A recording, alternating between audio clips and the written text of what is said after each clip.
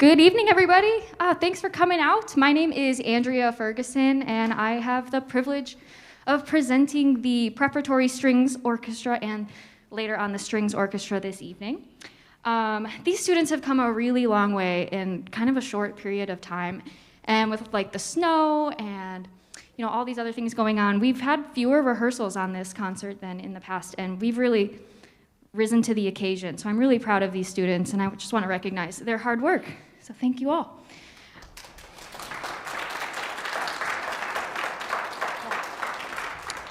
So we've got two tunes for you tonight. The first is called Entry of the Tumblers by Elliot Del Borgo. This is kind of a classic in the string pedagogy world. So this is a neat piece because it really showcases all of the, well, not all, but some of the ensemble skills these students have begun to master all throughout this season. The first thing being the D major scale. So this piece is really what I call a master class on the D major scale, which is one of the first scales students learn to play when they pick up a stringed instrument.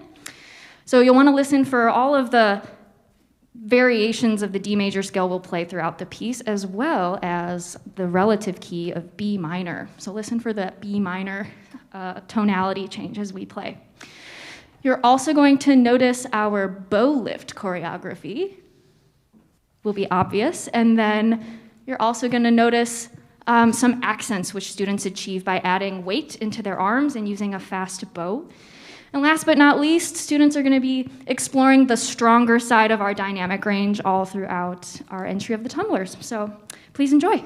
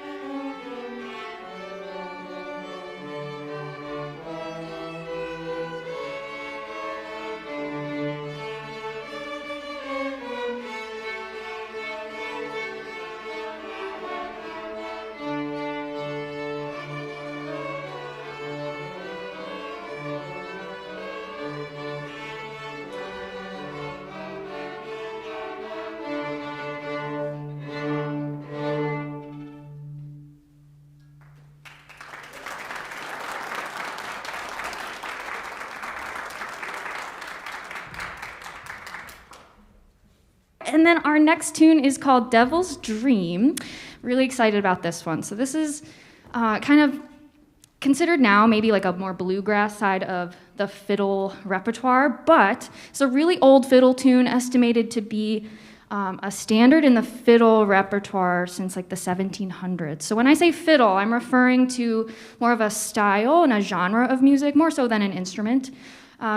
So yeah, estimated to date back to the 1700s. Origins are probably Scottish, and this is a tune that is called all the time at fiddle sessions all over the world, from the United States to Canada, Ireland, and even Scandinavia. So why fiddle music? Well, I grew up playing fiddle music. I think a lot of string players end up playing fiddle at some point in their lives. And there's something really special about it to me, because I grew up playing fiddle. But it's kind of a choose-your-own-adventure experience. You can improvise, you can call tunes at sort of random in a session. So it asks musicians to be really good listeners, because all these tunes are also usually taught by ear. And it teaches students to improvise and add embellishments and ornamentation. And it's just a unique opportunity to make music kind of more informal and exciting. So please enjoy Devil's Dream. Oh, we have a couple things to demonstrate first. Our tune is made up of 3 different parts, the first being what we call like the basic tune, which is essentially the main melody of Devil's Dream. So I'm gonna have Prep Strings demo that for us real quick. We play the basic tune, just a few measures. A 1, a 2, a 1, 2, 3.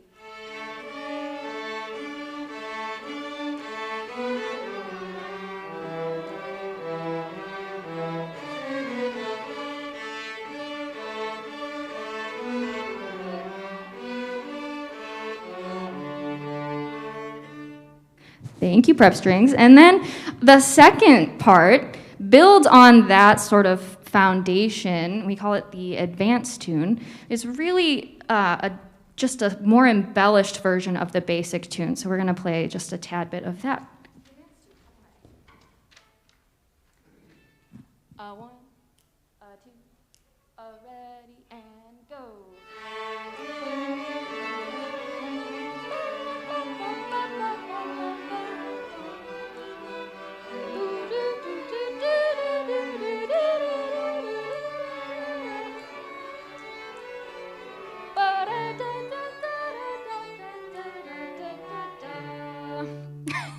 Yep, and then the third part is the harmony. It is a more drone-like aspect of the tune, and it's sort of the glue that holds everything together. So last but not least, the backup part.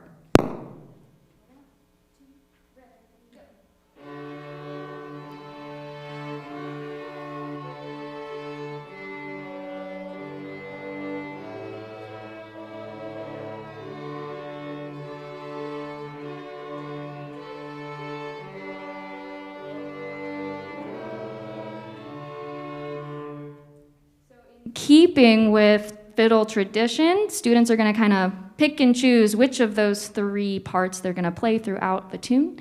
So please enjoy our last tune, Devil's Dream.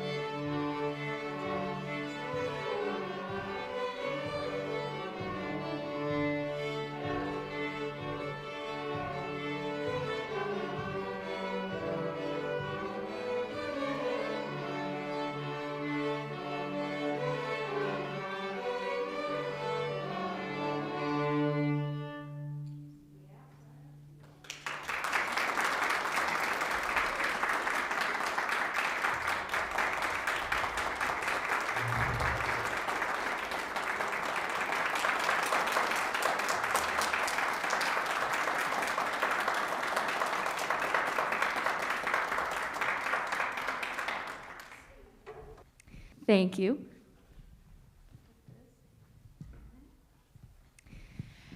And so this is the waltz that is performed at Aurora's 16th birthday party just before the spindle prick. So that's the ballet portion of things. So a ballet, of course, is a story told through music and dance. And then a triple meter is when beats are in groups of 3. So a waltz is sort of a dance within a dance in this case, where we have this triple meter within the overarching ballet. I need my clicker now. But what I really want to talk about is the musical form of Sleeping Beauty, which we can call a 5-part rondo. But first, what is musical form? And that's a really big question to ask. So form in music is sort of like grammar. So just like in language, we have rules for spelling and sentence structure, we have punctuation. Music has similar rules for the way it's organized and the way it's structured. So essentially in Sleeping Beauty, we have 3 main themes. We have a theme A, a theme B, and a theme C. And we're very biased towards our theme A, which will recur throughout the piece. So string orchestra is going to start by demonstrating each theme for us. So we're going to start with our theme A.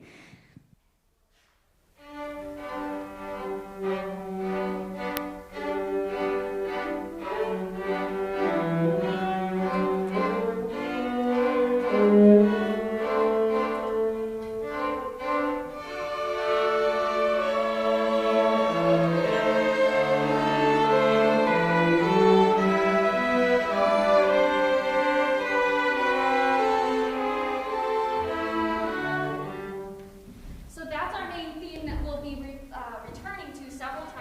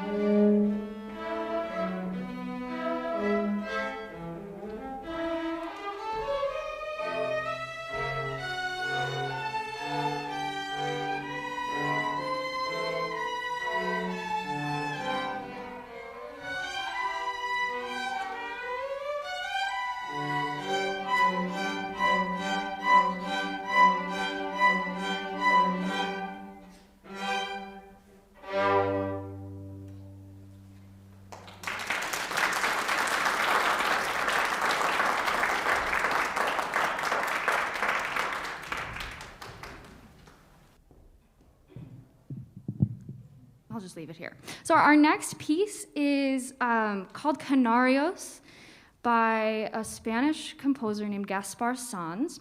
Really fascinating character in Baroque music, a beloved Spanish composer and guitarist. He is also an ordained priest. He was born to a really wealthy and privileged family in Spain in around the year 1640. So he had a fabulous education growing up. He wrote a Baroque guitar method book. So if you're familiar at all with like the Suzuki method or any musical method book, he kind of wrote one of the first method books for instruction, which is really interesting to me. So our Canarios is the 9th movement of a piece that came from that method book. So it's originally for guitar, and it is the last movement of that whole piece. It is inspired by a dance that originated in the Canary Islands. So you might be wondering, yeah, Canarios, that sounds like canary. It is named after a dance that was discovered on the Canary Islands.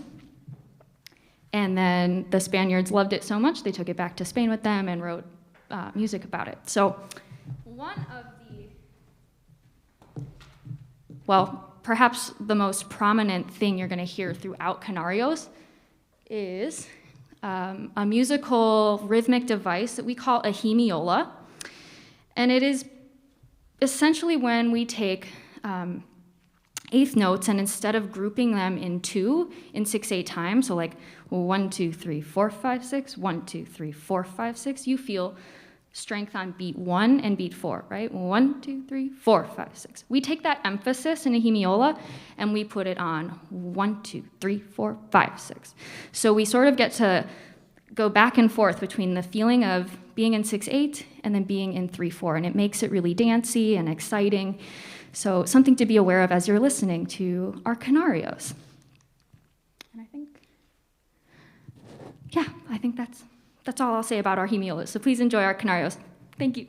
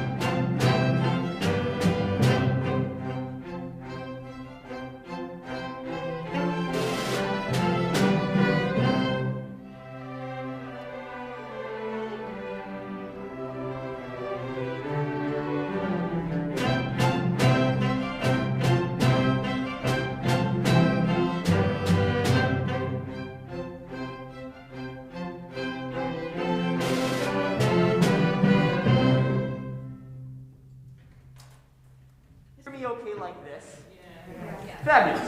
This is a great example of Baroque era music. It's music from the age of Bach, of Couperin, of Purcell, of Michael Pretorius, some of the composers that we'll hear from in just a moment. It's really lovely music, music that evokes these formal dances, fancy clothing, charming bygone days, but it's also music that evokes the all-time scariest word in all of classical music, the word boring. Moment of honesty. Raise your hand if you've ever been bored by a piece of music.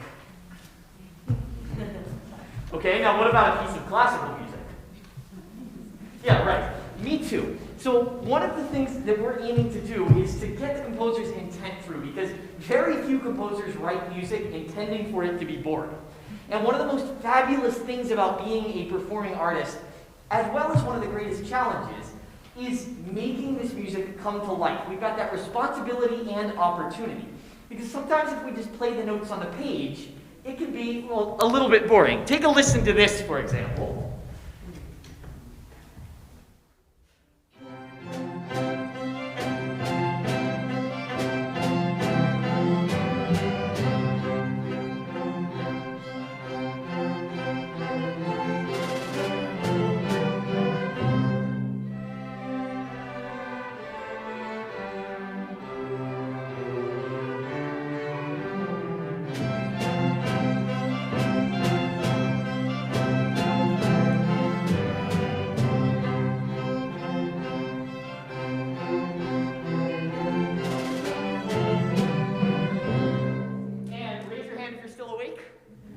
Yeah, right? It's much more boring that way. So the question is, what did our musicians do to bring the music to life? Could anybody tell? Could anybody identify the things they did? Yes.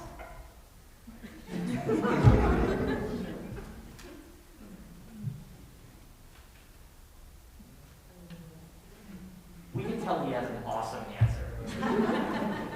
Anybody want to share things that you noticed? We forgot to tell you this would be interactive. Yes? Dynamics changes. The dynamic changes, absolutely. They were kind of sort of there the first time, the second time, but the first time they really popped. Anything else that you noticed? One of the things that's a really big difference, if you notice the way that I'm talking now, all of a sudden I've totally changed something, and it's a little bit more monotonous. It's the dynamics, but it's also the articulation. Do you feel how it's a lot harder to follow me now? Yeah. Whereas if I talk like this and I have a little bit more clarity in my voice, it makes more sense. Well, musicians do the exact same thing. That's what we've been working on in this piece, to keep this Baroque music from being that dreaded word of boring. So we have 3 movements in this piece. We hope you enjoy all 3 of them and give classical music that great reputation for liveliness that these artists are able to make happen.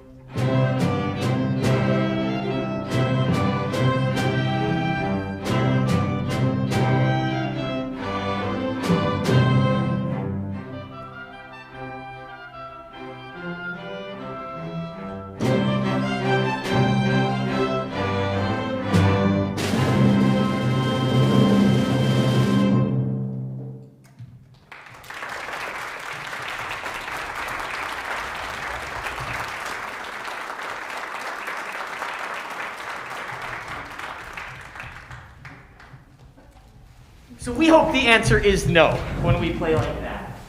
So, excuse me. I once had a teacher who said that all music is either singing music or dancing music.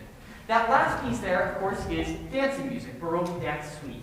This next one is as far on the opposite side of the spectrum as it could be, truly that of song. So a question for you all. You didn't know there was going to be a quiz either. When you think of song, what does it need to have in it? Volume.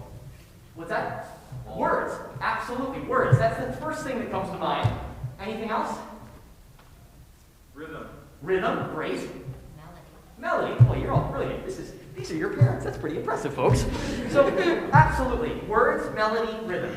So we have a beautiful melody in this one. It goes something like this. Can I hear a G? Oh, that's our starting clock. 1, 2.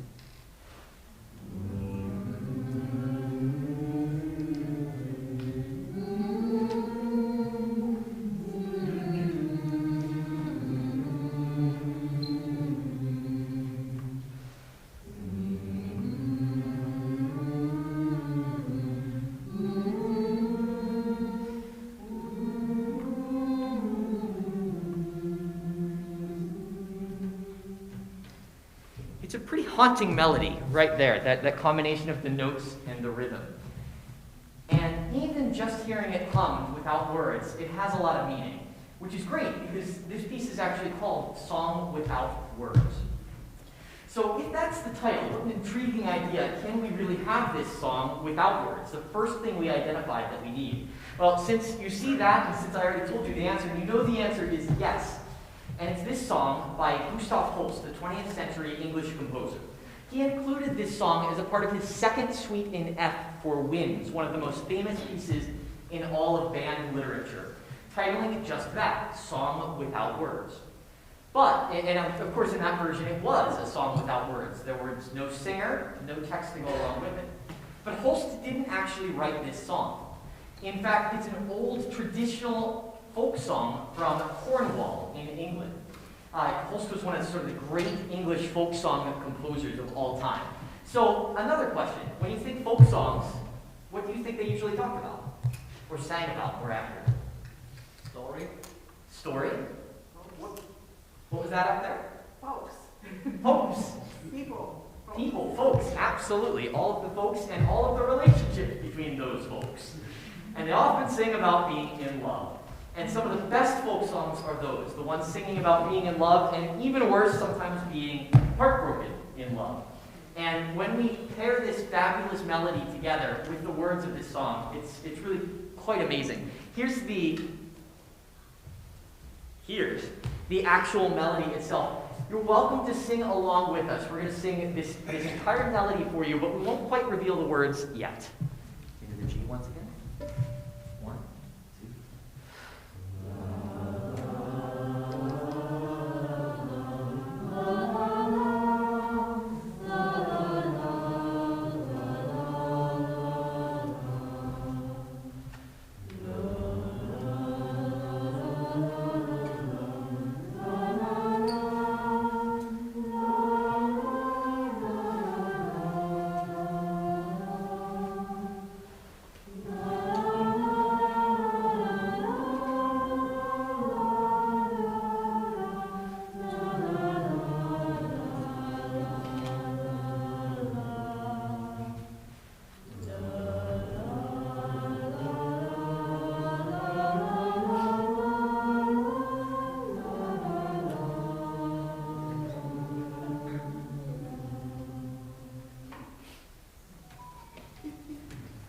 I heard someone sort of sniff at the end, and I'm going to assume that was because it brought you to tears just a little bit.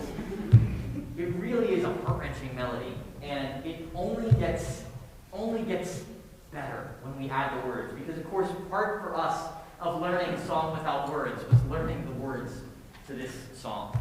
We have Youth Symphony volunteers to read these 6 stanzas of the poem, starting with Mark.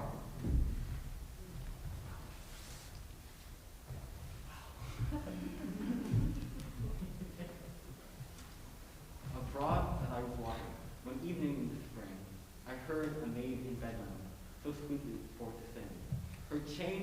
Harper with her hand, and thus replied she, I love my love because I know my love loves me. Oh, cruel were his parents who set my love to sea, and cruel was the ship that bore my love from me. Yet I love his parents since there is, although they ruined me. I love my love because I know my love loves me. With straw I'll weave a garland, I'll weave it very fine. With roses, lilies, daisies, I'll mix the eglantine. And I'll present it to my love when he returns to sea. For I love my love because I know my love loves me. Just as she there sat weeping, her love became on land. Then, hearing she was in bedlam, he ran straight out of hand. He flew into her snow-white arms, and thus replied he, I love my love because I know my love loves me. She said, my love, don't frighten me. Are you my love or no? Oh yes, my dearest Nancy, I am your love also. I am returned to make amends for all your injury. I love my love because I know my love loves me. So now these two are married, and happy may they be, like turtle doves together in love and unity. All pretty maids with patience wait, that have got love's essence. I love my love because I know my love loves me. It's really that sweet combination of a happy ending and sort of heartbreaking music. And the melody fits it so perfectly. And what Holst does is perfect too. It's a little vague. We're not quite sure. Is this a happy ending? Because that word bedlam, that famous asylum, makes us sort of question what reality is with this song. And Holst reflects that in the way that he writes this. He makes the music itself a little bit vague, too. Listen to the opening, how he sets the tone, this foggy, fuzzy opening to the scene.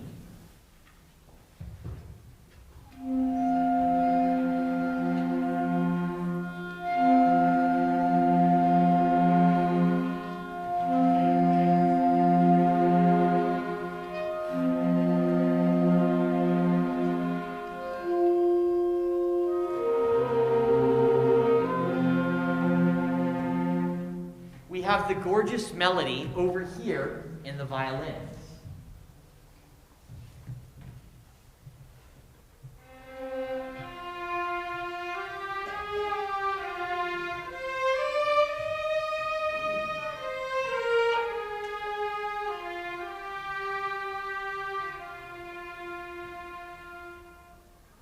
It's so simple, but just tiny details make a huge difference. Listen to what would happen if we changed just one note, moving this from the sort of vague, hopeful and hopeless mixolydian, that's the fancy music term, for this key, sort of like major and minor, but in between. If we changed one note, a D natural, and made it a D flat, listen to how different it sounds.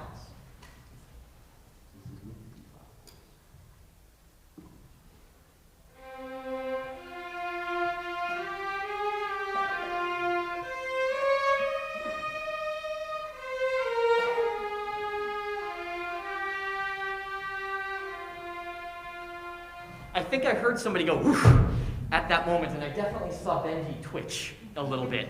There's something about just that one note that alters the whole context of the piece, making it clearly heartbreaking instead of this beautiful mix of both of them. And then there's what he does with tension and release, like this moment.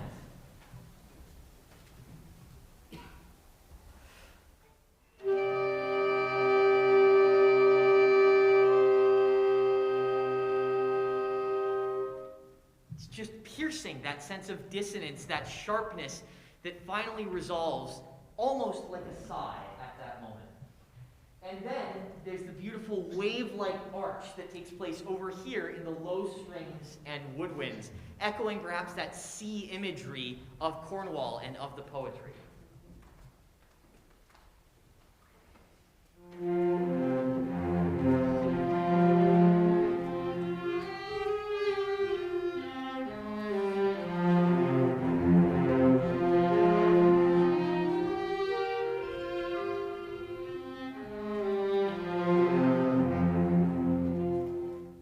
could just hear that up and down of the waves throughout. So Youth Symphony, let me pitch a question to you. I didn't warn you that I was going to ask this, but hopeful, hopeless. Raise your hand. Stand up, please, if you feel this is very much hopeful.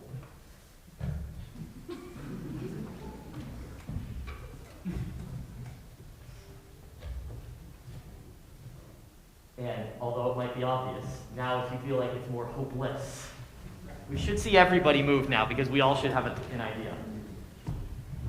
That's the beauty of it, is that it lives somewhere in between like that.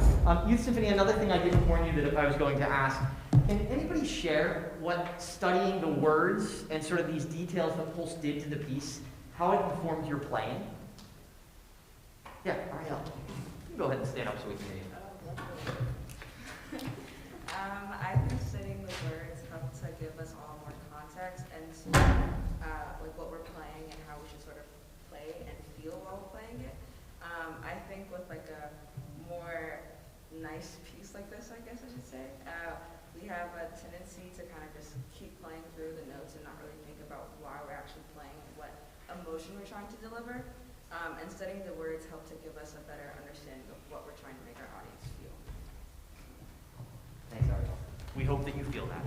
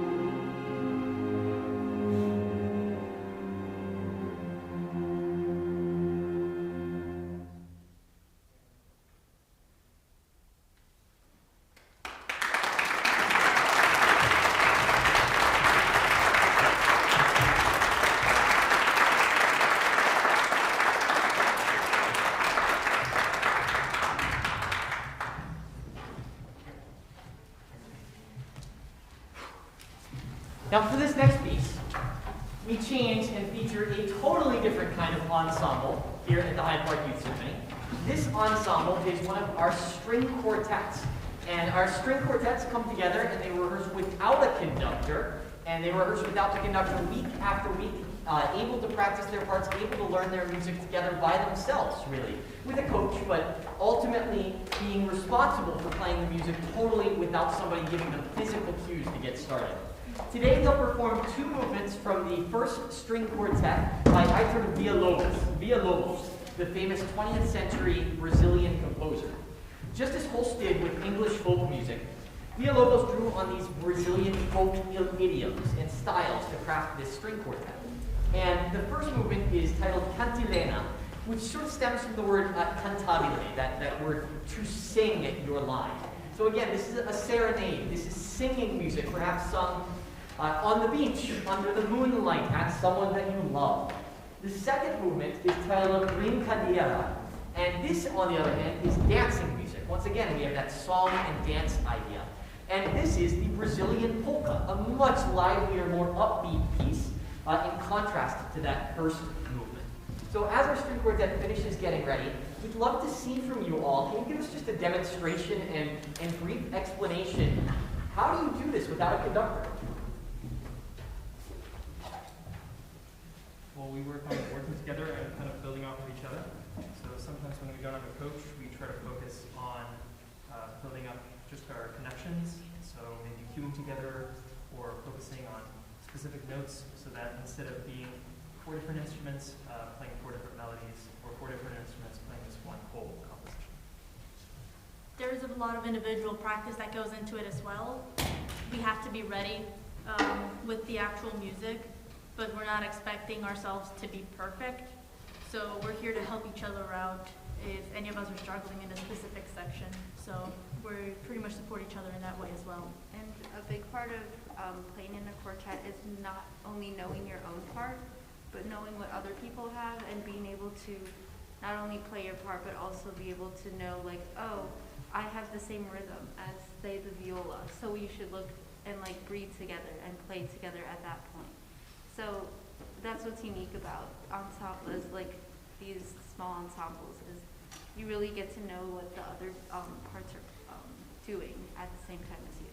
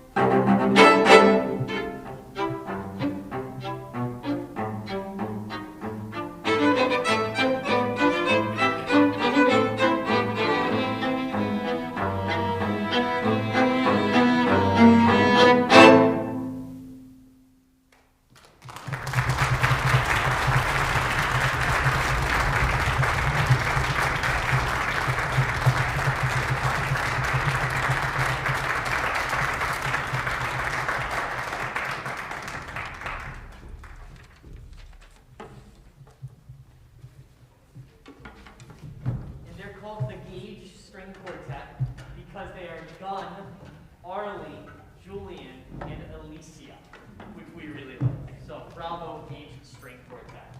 Absolutely.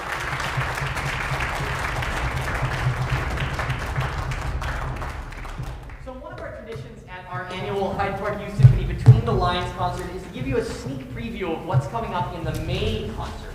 This piece is one of our works in progress, a piece that we started but that takes us a little longer than the couple months that we have to prepare for this concert. This next piece is L'Italiana in Algérie, which means the Italian in Algiers. It's an opera by one of the most famous of all opera composers, Gioacchino Rossini. Opera is a very dramatic art form, and this overture captures the drama beautifully. Listen to how this gentle, peaceful opening is punctuated by moments of drama quite quickly.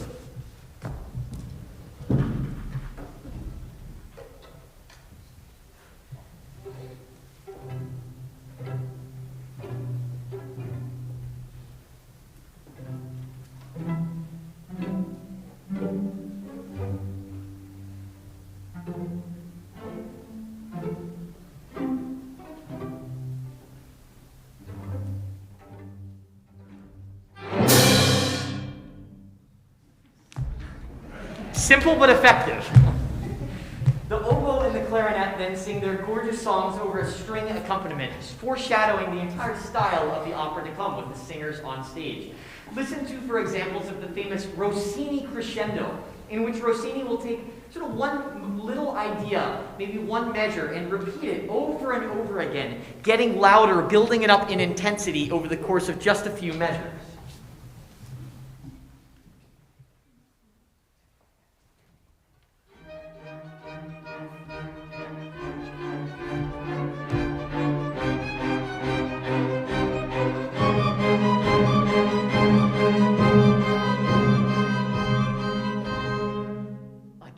Simple but very effective musically. You'll hear lots of those.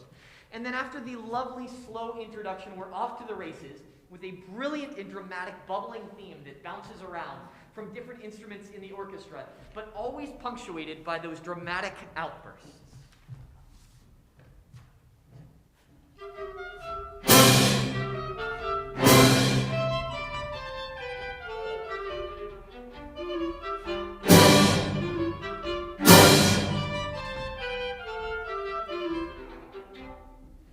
Introduce just a few of those themes and characters to you today, leaving you in suspense to make sure that you come back in May for our final concert of the season. This is a part of Rossini's Overture to the Italian Girl in Algiers.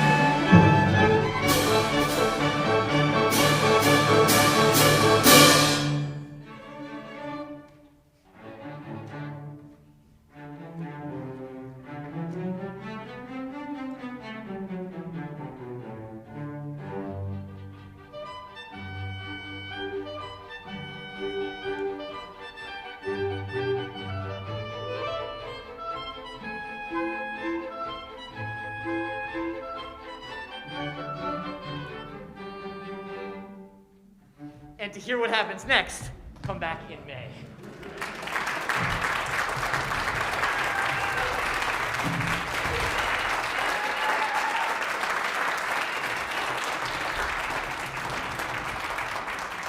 So for our final piece this evening, we thought, what better way to leave you than with a musical farewell?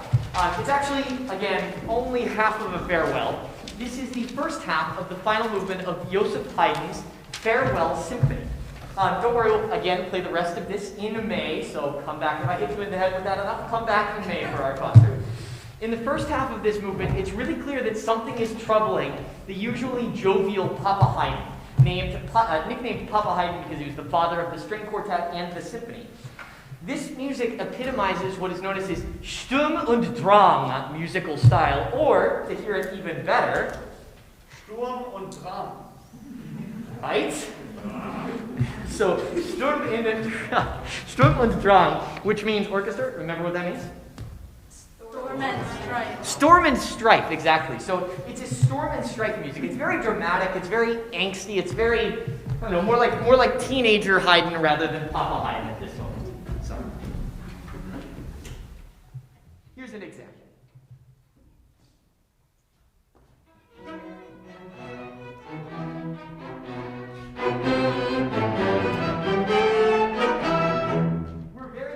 To play faster than we mean to over and over again on this piece because of exactly that feeling of storm and strife. The surprise dynamics, the biting articulation, the alternating textures, all of this. Haydn takes that simple idea and then repeats it with some slight changes later by, for example, changing the dynamics this second time. I'll start that again.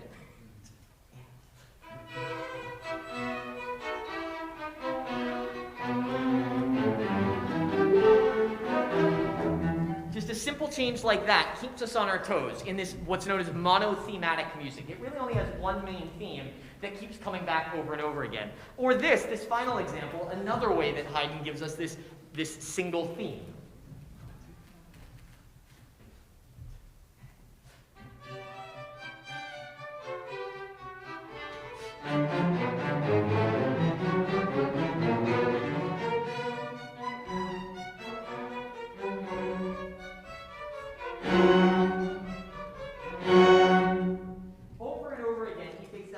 Idea and creates this drama, this storm and strife with it. And then another thing to listen for in this is the antiphonal conversational style, the back and forth between the first violins and the cellos, for example.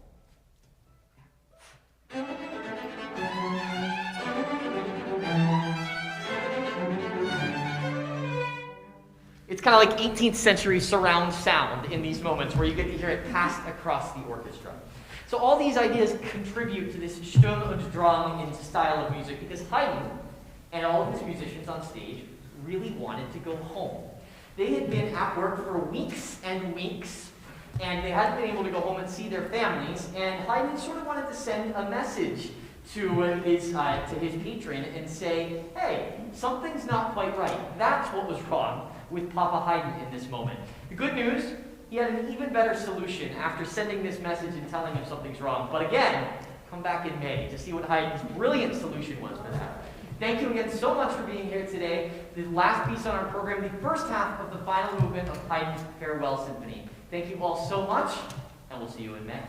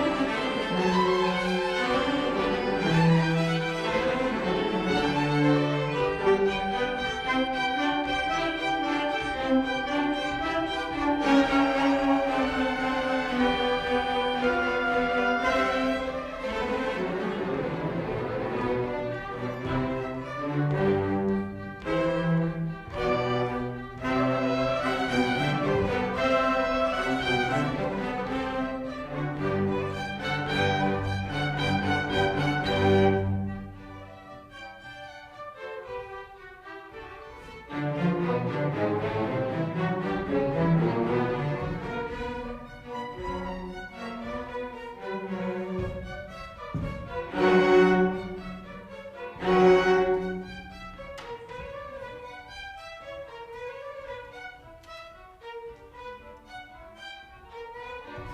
you.